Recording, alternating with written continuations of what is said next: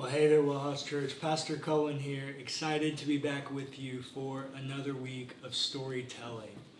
When I first had a vision for WellHouse Church, I wanted it to be something different. Obviously, I wanted it to be something different. It's extremely different. And one of the things I wanted to be different about it is I was tired of disingenuous community. I wanted a place where people could genuinely be their authentic selves and still pursue and practice a way of Jesus in healthy and holistic ways that didn't induce shame and those kinds of things. And that's why we made one of our values to be real. And I think in doing that, as I was envisioning and dreaming up something new, that also meant that I had to dream up a new way that I thought about myself and the role of a pastor. I had to think about what type of leader an organization that was going to do things a new way had to look like. And what I found very quickly is it didn't look like any of the leaders that I'd ever known or practiced ministry under. And so I had to come up with a new way.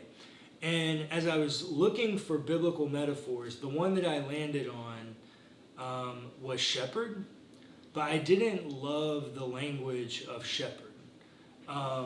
It was kind of a triggering word for me because a lot of the men that I worked under, that I watched as lead pastors and pastors in positions of power, do things, they called themselves a shepherd, and I just watched them do very heinous things that I just didn't agree with. And so I didn't want to use that word. And you ought to know, because these are called stories, I just invent new words for things to represent what I'm trying to do in a new way. And so I came up with this metaphor of a guide, that I wanted WellHouse Church to view me as simply a guide, just another human being that is really educated in this stuff, because I have more questions than I have answers, and I keep getting degrees just to try to answer the questions I have. And so in that kind of role, I wanted to be just a real and vulnerable human with you. I wanted you to know that I'm a normal person struggling alongside you in my own ways. That has brought us to today and why I want to talk to you about faith. So if you have been around WellHouse very long or know me at all, you know that I'm somewhat of a hustler. I don't really like working for other people. I like to make my own way and do things the way that I want them done. And so in doing that, a lot of the ways that my unique skill set allows me to make money is not really consistent money. I really like my money to make money for me, and so there's influx and deflux of cash at times. And so for stable income, I usually have a part-time job because I don't have a lot of stable income from WellHouse. And so I usually keep a part-time job. Recently, that job has been for 5 years total, the last year and a half or so, that has been working at a law firm as a paralegal. And I enjoy that work most days. But that job has ended because my former boss is being elected to public office. And so the firm is shutting down. And I was hit with a moment. And it was a moment where I asked myself a question that I've been asked many, many times. Do you have faith? Did I have faith that I was going to be provided another part-time job? Did I have faith that a God who knows what's best for me and is looking out for me knew that I was going to be faced with this moment?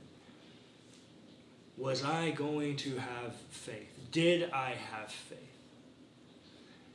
And it just so happens that I think that's the question that the text for today in our journey through the book of Acts is also asking. is what does it look like to have faith in moments of severe questions and uncertainty? We're picking up at the second half of Acts chapter 23, and Paul has just been before this council, and he's playing this political game back and forth. There's a lot of unknowns. And he's been taken into custody. He's in the barracks while they're trying to figure out what is going to happen with Paul, because it's the Jews fighting over him with the Romans. And Paul has played his Roman citizenship card. So he's being accused by the Jews, but he's played his Roman citizenship card. And so he's sitting in this world of uncertainty. Who is going to win out? What jurisdiction will triumph? And verse 12 says, "In the morning, the Jews joined in a conspiracy and bound themselves by an oath, neither to eat nor drink until they had killed Paul. There were more than 40 who joined in this conspiracy." So you got 40 people that wake up one morning after this political hodgepodge has been going on. And they say, you know what? It's so important for us to have Paul killed that we are vowing to not eat or drink anything until he is dead. And so they devise this plan that they go to the council and they ask the council to invite Paul back to have a conversation about the allegations. And they're going to be lying in wait to ambush him and kill him before the meeting happens. Because remember, these religious zealots have made a vow that they will not eat or drink until he is dead. That means that they know, these are smart people, they know that they will die if they don't have water within 3 days. Like, this is top of the priority list. Got to kill Paul. So they devise this plan. But the text says in verse 16 that Paul's son, or Paul's nephew, Paul's sister's son, hears about the plot and goes into the barracks and tells Paul. And Paul is in the barracks, right? Calm and cool as a cucumber. Paul writes often in his letters about his time in prison. And we will talk about some of that on tomorrow's episode of A Closer Look. So be sure to tune in over there if you're interested in Paul's prison experience.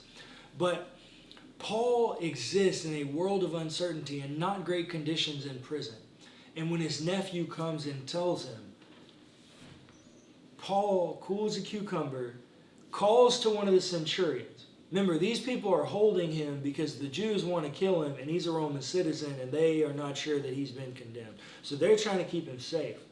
So he calls over to one of the centurions and relays this story and tells him to take his nephew to the tribune. And when he does, the tribune writes a letter and sends Paul to the governor and forces the council of Jews to go to the governor to get a ruling on what to do with Paul the apostle. Is having faith some miraculous moment? No.